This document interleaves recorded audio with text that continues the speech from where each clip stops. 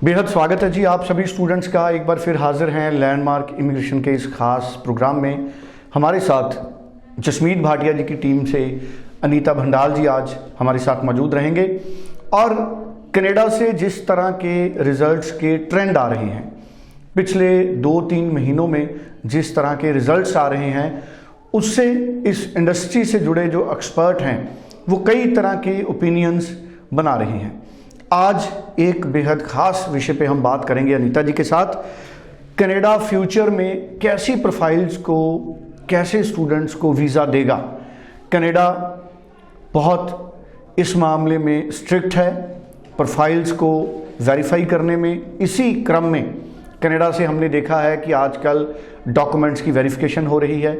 कुछ selected students को, हज़ारों में एक स्टूडेंट को इंटरव्यू के लिए भी चर्चाएं हैं कि उनको पूछा गया, और जो स्टूडेंट अपने एक्सपीरियंस सर्टिफिकेट देते हैं एम्प्लॉयर से वेरिफिकेशन हो रही है। अगर वो कोई क्वालिफिकेशन का सर्टिफिकेट साथ में अटैच करते हैं तो यूनिवर्सिटी या उनके स्कूल कॉलेज से वेरीफाई किया जाता है। कहने का मतलब है कि कनाडा आने वाले दिनों में अपने सक्सेस रेट को तो इंक्रीज़ करेगा, लेकिन कनाडा बहुत सोच समझकर आपको वीज़ा देगा। तो आपको अपनी प्रोफाइल को कैसे मेंटेन करना है, आपको अपने बायोडाटा को कैसे अपडेट करना है, ये सारे बड़े इंपॉर्टेंट विषय हैं और अनीता जी पूरी क्लैरिटी हमको देंगे कि कैसे प्रोफाइल्स को सिर्फ कनाडा में अब वीज़े मिलेंगे। अनीता जी, सवाल सबसे पहले यही बड़ा है हमारा, कैसे कैसे स्टूडेंट्स वीज़ा हासिल करेंगे आगे से? सर, कनाडा में अगर मैं बात करूँ तो अगर स्टूडेंट का परसेंटेज वो सही है, सही से मेरा मतलब ये है कि 55 to 60% है, कुछ भी 50 के बिलो नहीं होना चाहिए। और आईएलटीएस, ये मैं अंडर ग्रेजुएट डिप्लोमास की बात कर रही हूँ, और अगर आईएलटीएस है तो वो 6 ईच होना चाहिए। अगर आप बैचलर डिग्री के लिए अप्लाई कर रहे हैं तो आपका जो परसेंटेज है वो कहीं ना कहीं 70 to 80% होना चाहिए, एंड आपका जो आईएलटीएस स्कोर है वो 6.5 नॉट लेस देन 6 होना चाहिए। अब इस चीज़ को हमने हमेशा माइंड में रखना है। ऐसा नहीं है कि अगर किसी स्टूडेंट की परसेंटेज कम है, आईएलटीएस भी कम है और वो बैचलर डिग्री के लिए अप्लाई कर दे, तो अगेन वो वीज़ा ऑफिसर को ये लगता है कि आपके परसेंटेज, आपका आईएलटीएस स्कोर कम है और आप बैचलर्स के लिए अप्लाई कर रहे हो, तो क्या आप अपनी जो स्टडीज़ है उनको कोऑप कर पाओगे या नहीं, तो उसमें भी अगेन वीज़ा में प्रॉब्लम आ सकती है। अगर आपके पास आपका रेलिवेंट, लेट सपोज अगर आप 12th नॉन मेडिकल से हो, आपका जो कोर्स है वो रेलिवेंट होना चाहिए। अगर आपने ग्रेजुएशन किया है, यानी कि अगर आपने 3 ईयर का ग्रेजुएशन किया है, या जैसे हमारा बीबीए, बीकॉम, बीए चलता है, तो आपको प्रॉबेबली आपको पोस्ट ग्रेजुएट डिप्लोमा मिलेंगे। तो जो पीजी डिप्लोमा है, अगेन हमारी जो परसेंटेज है वो वही 55 to 60%, IELTS 6.5 not less than 6 होना चाहिए। यानी कि हम कॉलेज के रिक्वायरमेंट को मीट करना है तभी हम अपनी एप्लीकेशन लगाएं। अभी मेरे पास कुछ कोर्सेज हैं यहाँ पे कि जिन कोर्सेज में हम अप्लाई करते हैं, और ये वाले जो कोर्सेज हैं बहुत पॉपुलर कोर्सेज हैं and most job oriented courses हैं। कनाडा गवर्नमेंट खुद चाहती है कि लोग स्पेसिफिक इन कोर्सेज को पढ़ने के लिए हमारे पास आएँ। तो मैं कुछ कोर्सेज के बारे में आपको बताती हूँ, जैसे कि प्रोजेक्ट मैनेजमेंट बहुत पॉपुलर कोर्स है। अब होता क्या है, मैंने बहुत बार देखा है, लोग प्रोजेक्ट मैनेजमेंट किसी को भी दे देते हैं। टेक्निकली प्रोजेक्ट मैनेजमेंट उसको जाना चाहिए जिसने बैचलर्स किया है और उसने थोड़ा बहुत जॉब किया है, यानी कि 1 या 2 साल काम किया है, और उसके बाद वो जो पर्टिकुलर स्टूडेंट है वो प्रोजेक्ट मैनेजमेंट अप्लाई करता है, तो उसकी एक जस्टिफिकेशन बनती है। उसकी जस्टिफिकेशन कैसे बनती है कि उसने अंडर ग्रेजुएट के डिप्लोमा किया, अंडर ग्रेजुएट आपका बैचलर डिग्री किया है, उसके बाद वो वर्क एक्सपीरियंस किया है, तो यानी कि उसको जो जॉब वाली मार्केट है उसके बारे में भी थोड़ा एक्सपीरियंस है। दूसरा है क्लाउड कंप्यूटिंग। हम सबको पता है कि अगर मैं ओंटारियो, टोरंटो की बात करूं, this is the IT hub, तो क्लाउड कंप्यूटिंग अगर किसी ने BSc IT, BTech computer science किसने किया, तो cloud computing is very very good course, और इसमें आगे अगर आप जाओ तो बहुत अच्छे स्कोप है।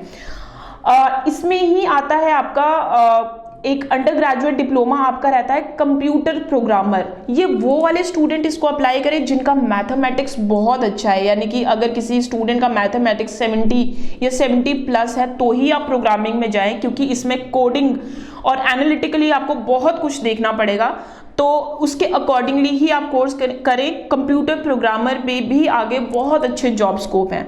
देन हम बात करते हैं बीबीए किसी ने किया है, बीकॉम किसी ने किया है, वो कौन से कोर्स के लिए जाएं।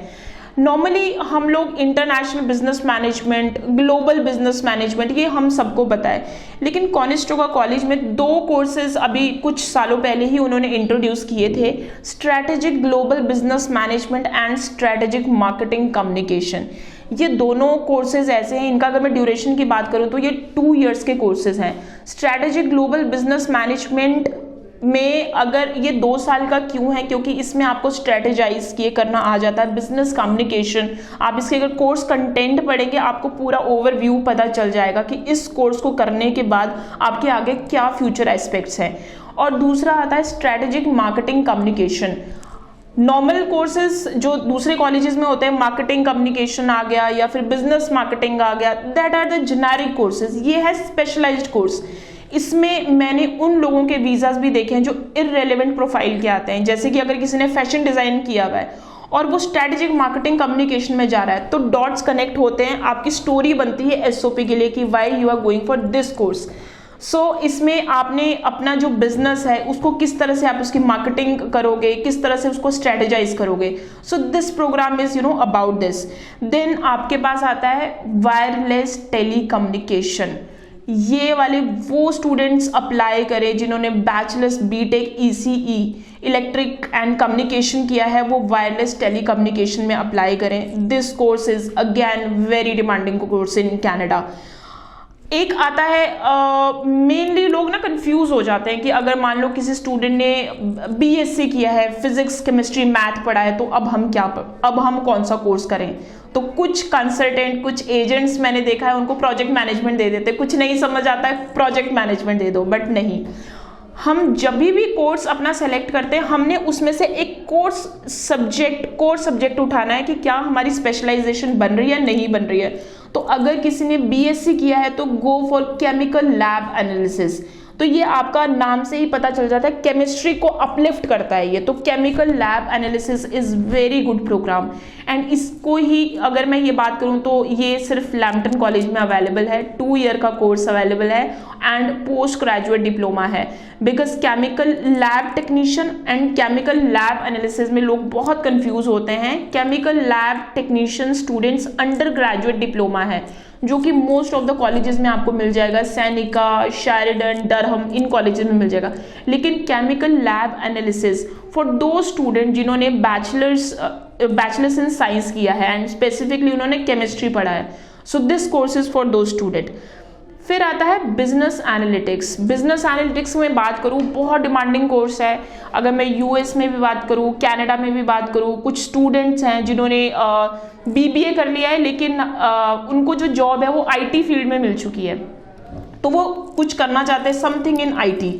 या फिर किन्हीं स्टूडेंट्स ने बैचलर्स इन कंप्यूटर साइंस या फिर बीटेक इन कंप्यूटर साइंस पढ़ा है लेकिन उनको बिजनेस में भी थोड़ा इंटरेस्ट है, तो ये कोर्स उनके लिए बहुत अच्छा है। ये बिजनेस एंड इंफॉर्मेशन टेक्नोलॉजी का एक कॉम्बिनेशन है, again a very popular course in Canada. Then आपके पास आता है जो कुछ प्रोफाइल होती है ना जिन्होंने एग्रीकल्चरिस्ट किया हुआ है, बैचलर्स इन एग्रीकल्चरिस्ट। कनाडा में इस चीज़ की बड़ी प्रॉब्लम आती है कि कोर्सेज नहीं मिलते हैं और कई बार लोग कोर्सेज नहीं मिल रहे हैं बट जाना हमें कनाडा ही है तो हम अंडर ग्रेजुएट प्रोग्राम अप्लाई कर लेते हैं। तो स्पेशली फॉर दो स्टूडेंट्स जो बैचलर्स इन एग्रीकल्चरिस्ट वाले हैं वो एग्री बिजनेस मैनेजमेंट या सस्टेनेबल एग्रीकल्चर में अप्लाई करें। पूरे कनाडा में देखूं तो 3 से 4 कॉलेजेस हैं जो ये पोस्ट ग्रेजुएट डिप्लोमा ऑफर करते हैं। तो अगर आप इस प्रोफाइल से हो तो this is the best time to apply in सितंबर इनटेक, क्योंकि पूरे कनाडा में 3 से 4 कॉलेजेस हैं जो कि ये वाला प्रोग्राम पोस्ट ग्रेजुएट डिप्लोमा के तौर पे देते हैं।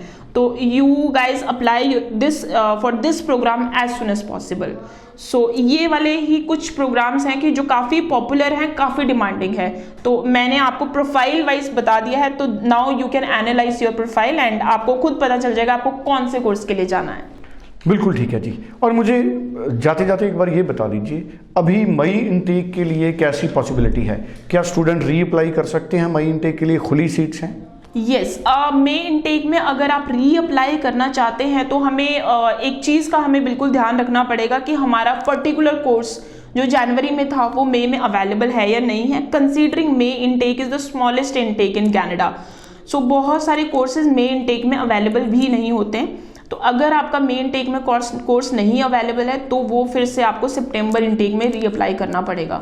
सो but you need to check with your consultant, with your agent कि whether May intake is available और नॉट।